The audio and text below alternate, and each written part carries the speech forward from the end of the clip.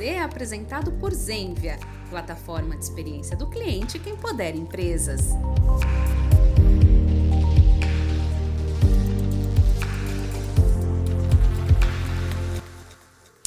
Oi pessoal, tá começando mais um Pode Dizer, o seu bate-papo de experiência do cliente. Eu sou o Rafa, tô aqui do lado da Lê hoje. Oi gente, tudo bem? Tudo bem, Letícia? Mais uma vez para a gente falar sobre a experiência do cliente. E hoje eu tô do lado da Letícia e de outra mulher poderosíssima, maravilhosa, que tá aqui pra gente conversar e bater um papinho. Porque hoje, dia 8 de março, é o Dia Internacional da Mulher, uma data super importante em que a gente reconhece os avanços e reconhece as oportunidades de evolução que a gente tem neste campo. E a gente vai falar um pouquinho sobre o papel da mulher e também a mulher neste segmento de experiência do cliente. Então, estamos aqui com Gisele Paula, CEO do Instituto Cliente Feliz e cofundadora do Reclame Aqui. Muito bem-vinda, Gisele. Obrigada, Rafa. Obrigada, Lê. É uma honra estar aqui com vocês hoje. Bora falar, né, sobre os desafios que nós, mulheres, enfrentamos nesse mercado de CX. É isso aí. Especialmente nesse dia de hoje, né? Então, quero começar parabenizando todas as mulheres que estão nos assistindo, estão nos ouvindo. Hoje é o Dia Internacional da Mulher, mas na verdade é todo dia, né, Gi? Com certeza. Todo dia nós estamos aí no cenário das coisas que funcionam. Aquela época, né, que as mulheres recebiam flores no Dia das Mulheres, eu acho que é algo que a gente precisa realmente repensar. Não que não seja bom receber flores, mas de fato é uma data para relembrarmos a luta e uma causa. E termos isso cada vez mais em evidência, né? Essa reflexão sobre a posição da mulher no mercado. Então, na verdade, como você bem disse, Dia da Mulher é todo dia. Todo dia, porque nós estamos em todas as camadas da sociedade, representando em algumas com maior representatividade, em outras nem tanto, mas sempre numa luta constante pelo nosso espaço. Então, é um prazer poder receber uma mulher empoderada como você, com ótimas histórias para contar para quem está nos ouvindo, num dia justamente tão especial para nós, que relembra essa luta e relembra que nós estamos sempre avançando aí. Então, queria te dar as boas-vindas no dia de hoje. E vamos falar sobre a experiência do cliente, sobre como fazer o cliente feliz. E aí eu queria que a gente começasse você contando um pouquinho da sua história, especialmente voltada aí para CX, para a experiência do cliente, para quem está nos ouvindo, ter o prazer de poder te conhecer também. Tá bom, então vamos lá. Bom, vou tentar dar uma resumida aqui um pouco dessa história, porque tem 25 anos que eu trabalho com experiência do cliente, quando experiência do cliente nem se chamava experiência do cliente, né? Que há um tempo atrás a gente usava ou marketing de relacionamento, ou relacionamento com o cliente, ou marketing de retenção, mas essa expressão ela veio depois de um tempo. Embora as iniciativas elas já existem há bastante tempo, né? Especialmente fora do Brasil, nos Estados Unidos, quando isso começou um pouco mais cedo. Mas a minha história com clientes começou numa empresa chamada De Pascoal. Eu comecei a trabalhar nessa empresa em Campinas, que eu sou natural de Campinas, por isso que eu falo porta. Boa tarde, gente. Você está muito bem representada, que eu sou de Uberlândia, Minas. Um abraço para Uberlândia. Estamos aqui, o interior tá aqui, o gente. R tá aqui, ó, né? Mas eu comecei trabalhando ali e no meu segundo dia de trabalho, eu fui passar fax, gente. Olha só. E numa empresa, num segmento, a De Pascoal, num segmento masculino. Caracterizado, mais masculino. Mercado masculino, né, de modo geral. Mas eu fui trabalhar nessa empresa e ela era uma empresa já muito à frente na sua época, né? Era uma empresa que, isso há mais de 20 anos atrás, a gente não trabalhava de portas fechadas, era um ambiente aberto, né? Não tinha divisórias, os departamentos.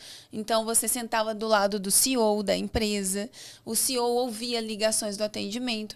E eu fui trabalhar nessa empresa, no meu segundo dia de trabalho, a minha chefe chegou para mim e falou assim, Gisele, tudo que o pessoal do atendimento pedir para você fazer, você faz. E eu falei, ok, né? Eu tinha lá perto dos meus 16 anos de idade, eu falei, só cumpro ordens aqui, beleza. E eu percebi ao longo do tempo que as pessoas que iam trabalhar no atendimento, elas eram promovidas para trabalharem no atendimento. E eu achei aquilo incrível. Eu falei, é lá que eu quero estar. Eu já mirei, né? Eu falei, é lá que eu quero estar, naquele lugar onde as pessoas são promovidas para estarem lá. E para você chegar nessa vaga, você tinha que passar por todas as áreas da empresa, ter experiência em todas as áreas para depois se candidatar a essa vaga. Então, imagina, né? Eu entrei numa empresa que eu falo que o meu berço profissional foi muito bom, porque ela me ensinou o que a gente não vê hoje no mercado. Exato, né? que é colocar o cliente no centro. Centro. Porque o atendimento é justamente isso, né? O que o pessoal do atendimento te pedir, faça, está querendo dizer que o atendimento está ali para atender o cliente. Faça pelo cliente. Então, já era o que a gente chama, no nosso mundo, de cliente no centro. Né? Uma empresa, né, customer centric, que a gente fala hoje. Então, esse foi o meu início de trajetória. E aí, bom, lutei para poder ir trabalhar no atendimento. Que legal. E quando eu fui trabalhar no atendimento, me colocaram para atender um canal que se chamava Fale com o Presidente. E nesse canal vinham as reclamações mais complexas. Não tinha ouvidoria na época, nem tinha legislação de ouvidoria, né? Hoje existe. Para alguns segmentos, era já uma empresa financeira, mas não tinha essa legislação ainda. E aí, quando eu comecei a atender os clientes ali, eu percebi que quanto mais eu me dedicava para encantá-los quando eles reclamavam, mais eles me elogiavam. Então, eu falei, tá certo. Tem uma relação então, aí. Entendi a técnica. Identificou o pulo do gato ali. Então, quando eu fui passar fax, eu entendi que o lugar que eu tinha que estar era no atendimento. Quando eu cheguei no atendimento, eu entendi que a melhor forma de eu me destacar no atendimento era atendendo muito bem aqueles clientes, porque eles voltavam e me elogiavam para o meu chefe. E foi isso que eu comecei a fazer. Encantava, não media esforços para encantar aqueles clientes. E foi isso. E isso foi me dando visibilidade na empresa. Fui crescendo, foram me dando novas funções. E até que eu me tornei head de marketing e atendimento da empresa.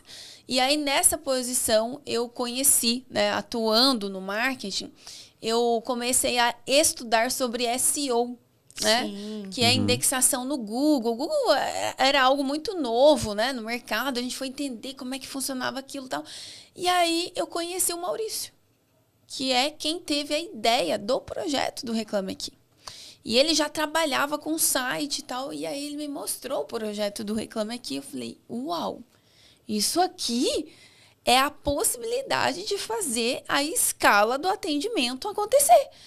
Eu quero fazer parte disso, eu me encantei com isso. Então, a gente foi conversando, foi namorando, né, naquela época. E eu fiquei 2 anos, né, num processo de transição da empresa que eu estava para, de fato, ir atuar com o Reclame Aqui. Aí eu pedi demissão, fui empreender com o Maurício. Juntou-se a nós também outros sócios, né? Ele já tinha um sócio que vinha da outra empresa. E aí nós começamos a fazer a composição do que seria, né, o Reclame Aqui como uma empresa, de fato. Desculpa te interromper, assim, como é que é para você sair de uma empresa? Porque, assim, eu penso em mim também, né? Eu acho tão difícil você sair de alguma coisa tão, né, estável, de certa forma, e se jogar para empreender e fazer uma coisa nova. O que te motivou? O que você sentiu ali? Aí você sabe que essa etapa da minha história eu chamei de caderninho da decisão. Eu comprei um caderninho e eu dividi ele no meio e comecei a colocar os prós e os contras de tomar essa decisão. Porque, de um lado, tinha gente me motivando, falando, nossa, isso é demais, vai lá e faz, não sei o quê. E tinha uma galera falando, você tá louca? Largar tudo que você tem, filho pequeno, uma carreira super consolidada. Eu tinha muitos benefícios da empresa que eu estava e eu amava trabalhar naquela empresa. Porque não era aquele emprego que você fala assim, nossa, eu não vejo a hora de me livrar dele. Não, eu era apaixonada pelo que eu fazia. Então, foi difícil tomar a decisão, mas eu entendi que se não fosse naquele momento, eu jamais teria uma nova chance de fazer aquilo. Então, ou é sim, ou nunca mais eu terei esse sim. Então, foi quando eu tomei essa decisão, criei o caderninho, tenho ele até hoje, até outro dia postei ele nas minhas redes sociais, porque na hora que você olha, você fala assim, mas qual foi o seu racional para tomar a decisão? Que tinham muitos contras, né? Era um projeto, não tinha receita, não tinha como pagar minhas contas, então foi uma aposta, de fato. E eu, particularmente, eu tenho um lado muito racional, né? Então, embora esse lado da emoção, que é um atributo feminino natural, eu tenho um olhar para tomar decisões muito racional. Então, para mim, tem que estar escrito. Assim, sabe? Eu vou planejar essa mudança, tem que ter um começo, meio e fim essa mudança, senão não me sinto confortável de tomar uma decisão. E foi isso que eu fiz. Tanto é que o meu processo de transição levou 2 anos. Não foi uma coisa assim, gente, hoje eu vou pedir demissão, chutar o balde e de uma hora para outra. Não, o meu perfil não é esse. Meu perfil é bem planejado. Então, eu tomei a decisão e fui fazendo a transição de uma maneira muito transparente com os meus chefes, que eu acho que isso também é uma coisa importante, né? Claro. Quando você é transparente com as pessoas que te dão a mão, elas continuam te apoiando. Sim. Então, desde o início, quando eu tive a ideia assim, de começar a pensar esse futuro, eu sentei com o meu chefe e falei, olha, estou pensando em fazer isso. E eu estou compartilhando com você. E eu escrevo isso, inclusive, no meu livro, que ele foi a pessoa que mais me apoiou a empreender. Ele me apoiou em tudo, gente, que vocês imaginarem, com conselho, com orientação, com apoio até nessa transição, né, dessa saída, como é que eu fazia. E até hoje, eles são meus clientes, né? Então, o que eu sempre falo, a gente nunca pode fechar as portas de onde a gente passou, né? Porque você nunca sabe o dia de amanhã. E mais que isso, né? É o certo a fazer, né? Pelas pessoas que te deram oportunidade. Uhum. Então, né? Passamos essa etapa, fomos empreender, aí vem uma fase de mudança cultural, que é transformar um mercado, né? Então, eu saí de um ambiente controlado, que era uma empresa, para começar a olhar para um mercado que as empresas não aceitavam o Reclame Aqui de hipótese alguma, né? Por diversas vezes, eu conto isso, né, nas minhas palestras, que eu chegava no Reclame Aqui, fazia uma listinha das empresas que eu tinha que ligar naquele dia para ou começar um relacionamento, ou começar a orientá-la de como atender as reclamações dela, que estavam chegando já no Reclame Aqui, e aí eu ligava. Eu não tinha contato de ninguém. Hoje o mercado todo me conhece, mas na época não tinha contato de ninguém. Então eu pegava, buscava o nome da pessoa, ou ligava na central de atendimento e até chegar na pessoa que cuidava do atendimento. Quando eu falava, oi, eu sou a Gisele do Reclame Aqui, ela desligava o telefone na minha cara. Juro pra vocês. Eu acho que o Reclame Aqui teve uma importância muito grande na forma com que as empresas olharam para o seu atendimento. Ele meio que foi uma vitrine de como estava a sua realidade. Então, acho que passou pelaquela curva onde tem um momento de negação, né? Exatamente. E depois uma aceitação, e depois uma Exatamente. mudança. Então, eu enxergo muito o Reclame Aqui como essa vitrine inicial de olha, veja bem como você está. Então, esse choque da realidade, né? E algo que não estava no controle da empresa mais. Porque antigamente, quando o cliente precisava falar com a empresa, ele entrava em contato com ela, num canal controlado por ela. Sim. Quando vem as redes sociais e vem o Reclame Aqui, começa a se criar um espaço onde não era controlado pela empresa. E o cliente poderia falar o que ele quisesse. Isso era muito fora da casinha para uma empresa pensar, né? De como ela ia lidar com clientes que estavam falando num ambiente que não era controlado por ela e pior, público. Uhum. Então, isso chocava muito. Então, a primeira reação, como você bem falou, era negação.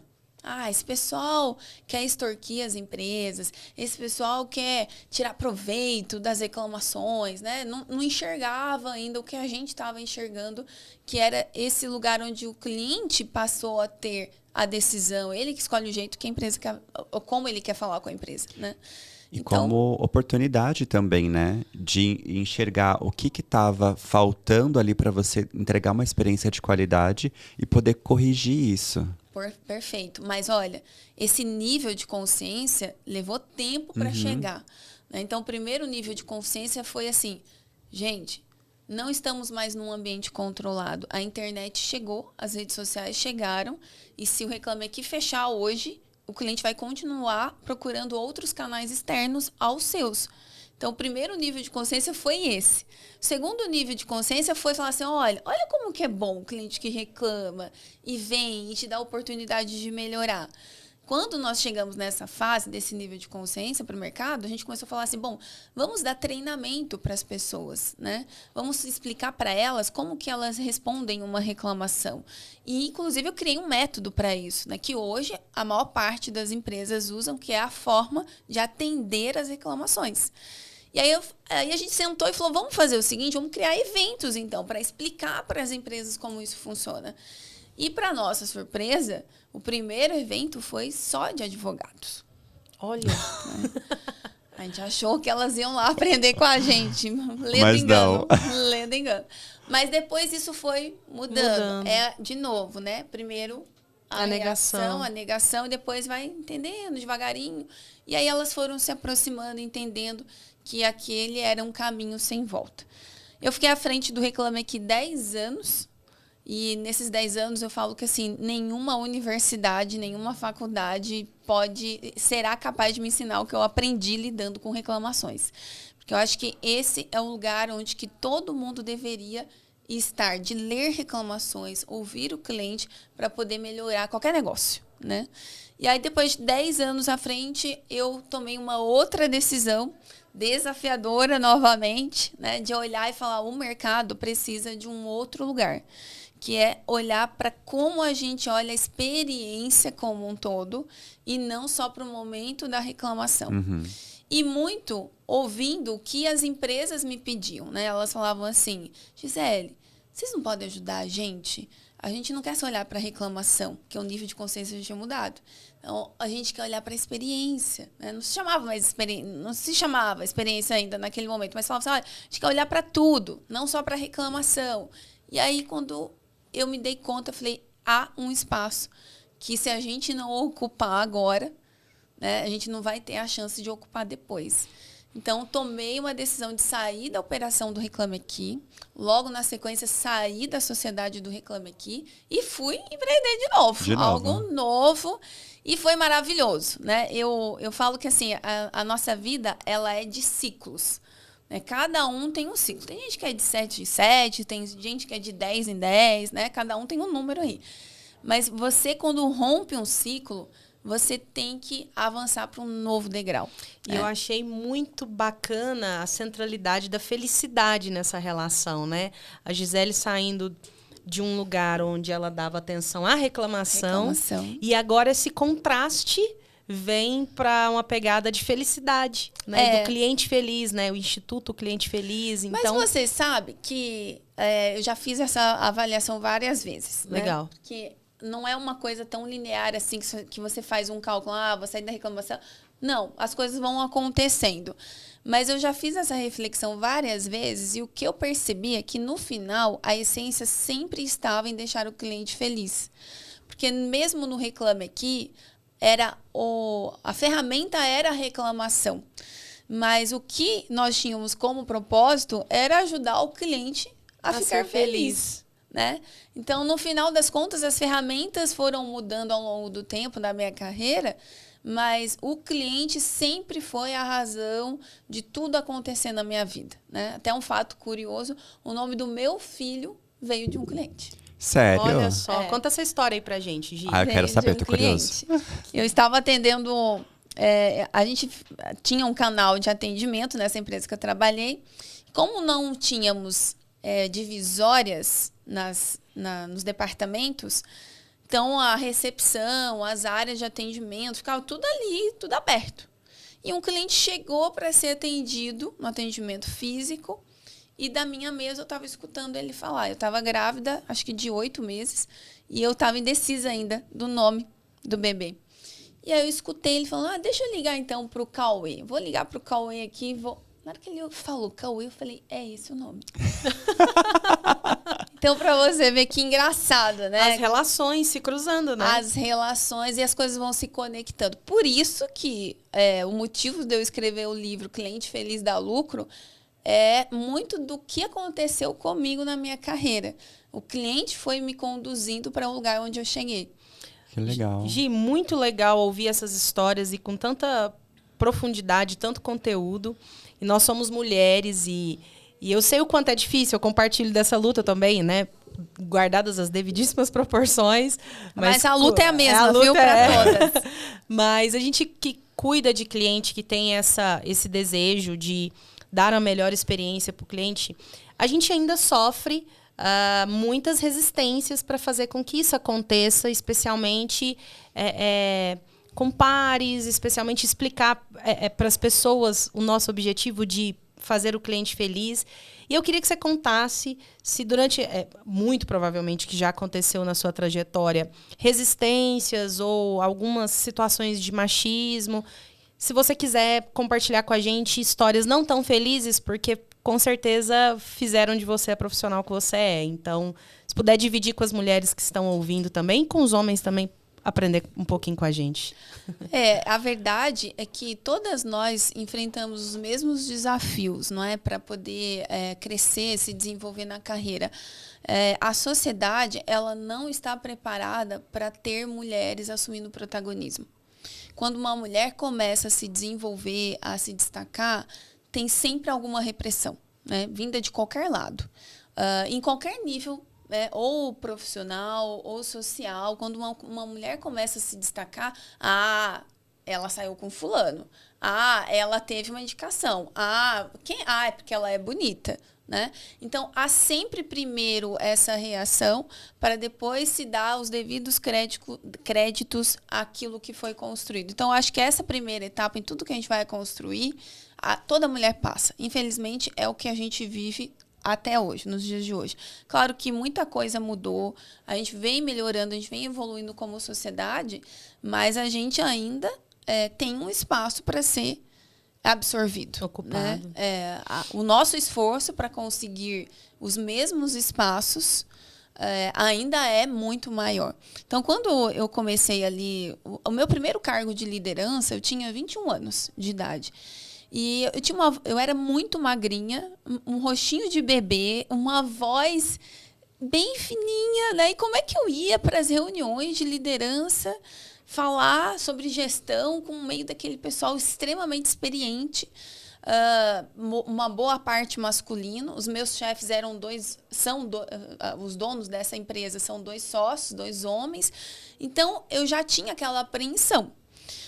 E eu botava salto, eu botava terninho preto, né, para passar uma certa imponência ali na hora de falar, porque fisicamente, né, se eu fosse olhar só para a minha condição física, muito dificilmente, num ambiente que nós, mulheres, enfrentamos em qualquer lugar, teria uma voz relevante. Então, eu fazia questão de me preparar para isso. Não que os meus chefes não me davam espaço, de maneira alguma, né? Eu acho que como eu falei desde o começo, essa foi uma empresa que me deu todas as oportunidades. Eu sou muito grata. Eles foram muito, muito, muito generosos comigo em tudo, né? E sempre me deram muita voz. Eu acho que até por conta disso eu fui tendo essa possibilidade de crescer na carreira. Uma das coisas legais que aconteceu comigo nessa empresa, estou falando porque é a realidade que muitas das nossas ouvintes enfrentam de viverem num ambiente CLT, né? E nessa empresa que eu trabalhei, eu estava grávida e eu fui promovida. Quando eu voltei de licença, eu fui promovida de novo.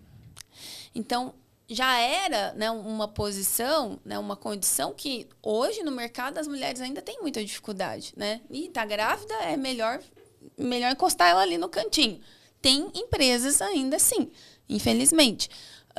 E depois, quando eu voltei, eu gosto da Cris Junqueira, da Nubank, que ela fala que a mulher, depois que ela passa pela maternidade, ela se torna muito mais eficiente. E, de fato, todas as mulheres que eu trabalhei, que elas engravidaram e voltaram, elas voltaram muito mais produtivas do que quando elas saíram.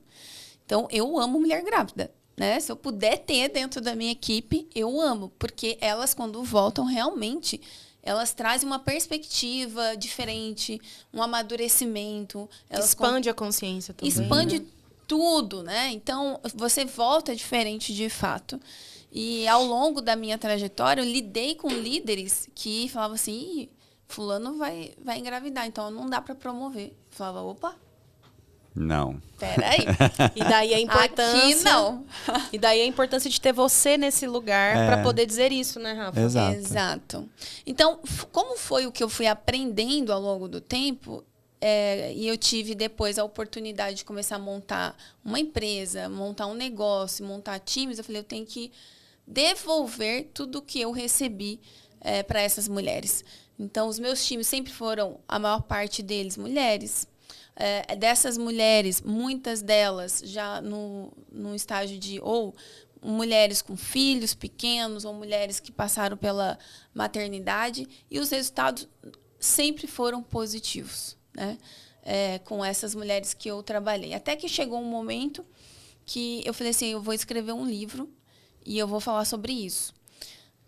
E eu fui para a editora conversar com eles sobre o que seria a narrativa desse livro, e eles falaram assim, não, você não deve falar sobre mulheres nesse livro, porque elas acompanham já o seu trabalho, você deve falar sobre cliente. E aí foi quando nasceu o Cliente Feliz dá Lucro.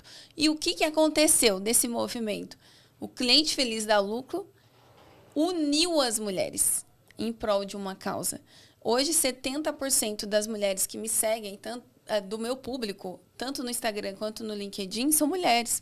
70%. Se tornou uma voz de referência. Exatamente. É uma representatividade que não precisa trazer toda a pauta para se provar. Exato. É justamente sobre a vivência. A gente estava falando disso aqui nos bastidores, né? Sim. Como é gostoso ouvir pessoas com vivência, né? Que têm vivência, que têm experiência para poder passar. Porque as mulheres, e eu estou inserida e posso dizer, né, por boa parte de nós não estamos interessadas em ouvir apenas uma mulher que tenha uma causa de defesa da mulher. A gente está muito interessado em ouvir mulheres que fizeram, que têm os feitos, que têm o conteúdo, que têm a vivência. Então, eu acho que aí nesse lugar você se torna referência. E por ser mulher, a gente atrela isso a todo esse movimento de luta que a gente tem. Mas fala muito sobre o entregável, né? Isso, e hoje, né, dia 8 de março, há 3 anos atrás, eu fui fazer uma campanha nas redes sociais, né, para celebrar esse dia. E eu falei, o que eu posso fazer por essas mulheres que me seguem? Eu tenho que fazer mais que um post. Post é insuficiente para essa causa. E aí me veio na cabeça, eu falei, eu vou fazer um encontro e eu vou dar uma mentoria para elas.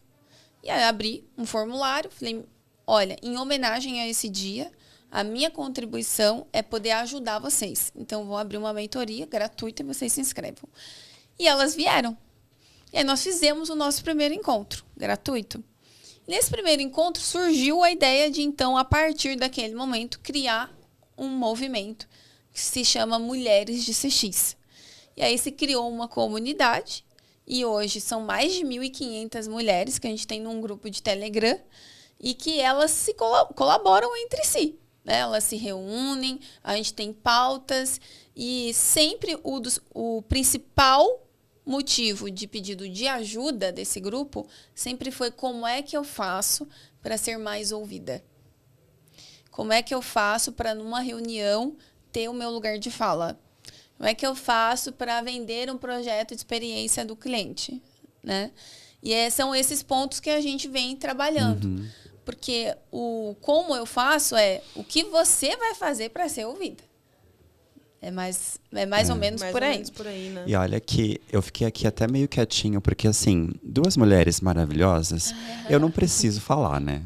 Assim, eu vou ficar aqui só ouvindo. Não, só aproveitando. Rafa, tem que falar e tá representando um lugar importante também, né? O Rafa é nosso especialista em equidade, diversidade dentro da Zenvia, faz um trabalho incrível para essas pautas de ajudar as pessoas a entenderem a necessidade da gente ter uma diversidade. Então, o Rafa representa muito aqui também. Obrigado. Legal, mas assim, eu queria agradecer, Gisele, a sua presença aqui, porque ela foi muito importante para nós. Ouvir a sua trajetória, ouvir o seu conhecimento sobre a experiência do cliente. Eu acho que para mulheres e homens é maravilhoso, né? E ouvir a perspectiva da mulher, porque hoje a gente celebra o Dia Internacional da Mulher, e como vocês disseram no começo, é todo dia. Porque todo dia é uma luta diferente, é um leão que vocês precisam enfrentar, né? E eu quero enaltecer vocês duas maravilhosas que estavam aqui com a gente e agradecer a sua presença e agradecer a presença aqui virtual de todo mundo assistindo a gente. Muito obrigado pela presença, viu? Eu que agradeço. E você viu que se deixar as mulheres, elas começam a falar e não param mais. Mas olha, né? porque aqui no meu ponto já veio, vai ter uma parte 2. Olha só que legal. Eu ouvi já, Com hein? certeza, spoiler. Spoiler, tá certo. Mas então. de fato, foi um prazer poder ouvir você, né, pessoalmente, já vi você nas redes sociais, sei dos seus feitos dentro do mercado e é muito bom poder ver uma mulher alcançando esses lugares, representando a gente, mostrando para quem está nos assistindo, né, que é possível, não é fácil, né? Eu costumo brincar com o Rafa que a gente divide a bancada aqui, eu tenho que fazer unha, o cabelo, passar um batom. Ele bota essa camiseta aqui, ele tá lindo. Tá perfeito. São seus Não olhos. é verdade? Não é? Mas essa luta representa muito de quem a gente entrega também. Então, eu quero, em nome das mulheres também que estão nos assistindo, eu já quero te agradecer antecipadamente. Muito obrigada por ter vindo compartilhar com a gente. Parabéns pela sua trajetória. Continue tocando na vida das mulheres, tocando na vida das pessoas, abrindo portas, sendo referência de protagonismo. Assim, te desejo todo sucesso de todo o coração. Muito obrigada. Obrigada pelo convite. Uma honra estar aqui nesse dia tão especial. E a mensagem que eu deixo também para quem está nos ouvindo, nos assistindo se você é uma mulher e está nos ouvindo, se identificou com tudo isso que a gente falou aqui, o seu lugar está aí, né? O lugar que você busca de fala, de voz, de presença, ele está aí. Você só precisa ocupar. E se junte àquelas mulheres que passam pelos mesmos desafios. Então, essa comunidade de Mulheres de CX está lá de portas abertas para te apoiar. Uma comunidade segura, onde você pode estar tranquila para poder também falar dos teus desafios. Então, vai lá, entra, participa no Telegram. O link está na minha bio no Instagram, então é fácil de chegar até lá. E lembre-se sempre disso, você já é. Você só precisa dar o seu próximo passo. Obrigada, gente. Muito obrigada, querida. Parabéns a todas nós. Feliz Dia Internacional das Mulheres. E você que está assistindo o nosso podcast, não esqueça de compartilhar nosso conteúdo, curtir, segue a Gisele. Vamos em frente. Até o próximo episódio. Muito obrigada. Até mais. Tchau. Este foi mais um Pode Dizer, o seu bate-papo sobre experiência do cliente com a Zenvia. Para saber mais, acesse as nossas redes sociais.